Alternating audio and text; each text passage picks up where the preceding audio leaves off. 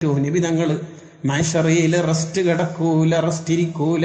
അങ്ങോട്ടും ഇങ്ങോട്ടും എന്നെ കാണാതെ മലക്കുകൾ ആരെങ്കിലും എന്റെ ഉമ്മത്തിനെ നരകത്തില് കടത്തുന്നുണ്ടോ എന്നുള്ള പേടി കൊണ്ട് അങ്ങോട്ടും ഇങ്ങോട്ടും നടക്കുകയാണ് ഹബീബായ മുത്തുനബി സ്വല്ലല്ലാഹു അലൈഹി വസല്ലം. ഇടക്ക് അർശിന്റെ തണലിൽ വന്നിരിക്കുമ്പോ അതിന് വിപരീതാ തങ്ങളുടെ ഉമ്മത്തിൽപ്പെട്ട ഒരാളെ വിചാരണക്കെടുക്കുന്നുണ്ട്. അപ്പോൾ തങ്ങൾ അവിടെ വന്ന് ഇടപെടും. ഒരാളും സ്വന്തം നന്മതിന്മ തൂക്കണ തുലാസ് നോക്കില്ല.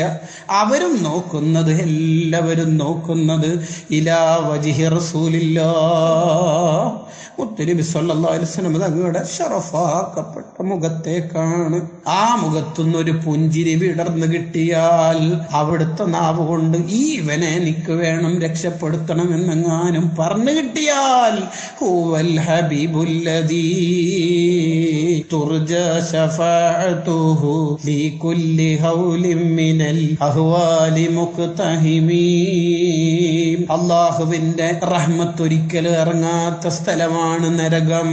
ആ അള്ളാന്റെ റഹ്മത്ത് ഒരിക്കലും ഇറങ്ങാത്ത നരകത്തിൽ പോലും അബൂ ലഹബ് നബി സല്ലല്ലാഹു അലൈഹി വസല്ലം തങ്ങൾ ജനിച്ച വിവരം അറിയിച്ച തന്റെ അടിമ സുവൈബത്തുൽ അസ്ലമിയെ മോചിപ്പിച്ചതിന്റെ പേരിൽ അബൂ ലഹബിന് എല്ലാ തിങ്കളാഴ്ചയും 2 വിരലിന്റെ ഇടയിലൂടെ വെള്ളം കിട്ടാറുണ്ട്.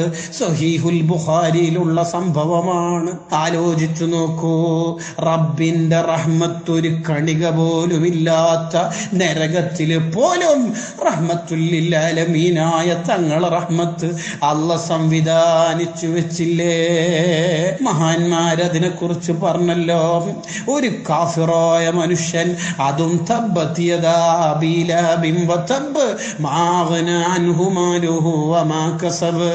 തന്റെ ഭാര്യയും മക്കളെയും എല്ലാവരെയും അടച്ചാക്ഷേപിച്ചുകൊണ്ട് ഒരു സൂറത്ത് തന്നെ ഇറക്കേണ്ടി വന്ന, നരകത്തിൽ കാലാകാലം കിടക്കേണ്ട, തങ്ങൾ അത്രയും ബുദ്ധിമുട്ടിച്ച വലിയ ധിക്കാരിയായ അബൂ ലഹബിന് പോലും റബീഉൽ അവ്വലിന്റെ നബിദിനാഘോഷത്തിന്റെ ഭാഗമായി അയാൾ ഒരു സന്തോഷ പ്രകടനം നടത്തിയതിന്റെ പേരിൽ അയാൾക്ക് ഇത്രയും വലിയ ഓഫർ ഉണ്ടെങ്കിൽ, അല്ലാഹ് മുഅ്മിനീങ്ങള് കൊല്ലം റബീഉൽ അവ്വൽ വരുമ്പോ എത്ര പാവപ്പെട്ടവരും ഭണ്ഡാരം പൊളിച്ചുകൊണ്ട് കുട്ടികളിങ്ങനെ ദഫ് മുട്ടി സ്കൗട്ടിന്റെ അകമ്പടിയോടെ വരുമ്പോ പാവപ്പെട്ട സ്ത്രീകളെ കാണാറില്ലേ?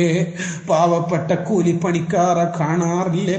ഭാര്യക്കും മക്കൾക്കും ഭക്ഷണം കൊടുക്കാൻ തന്നെ കഴിയാതെ പോയാലും അവരൊരു പാക്കറ്റ് മിഠായി വാങ്ങി കുഞ്ഞുങ്ങൾക്ക് കൊടുക്കുന്നു. അതൊന്നും വെറുതെ ആവില്ല മുഅ്മിനീങ്ങള്. റസൂലുള്ളാഹിന്റെ പേരിൽ എന്തെങ്കിലും ജീവിതത്തിൽ ചെയ്തിട്ടുണ്ടെങ്കിൽ അത് നമ്മുടെ രക്ഷയാണ്.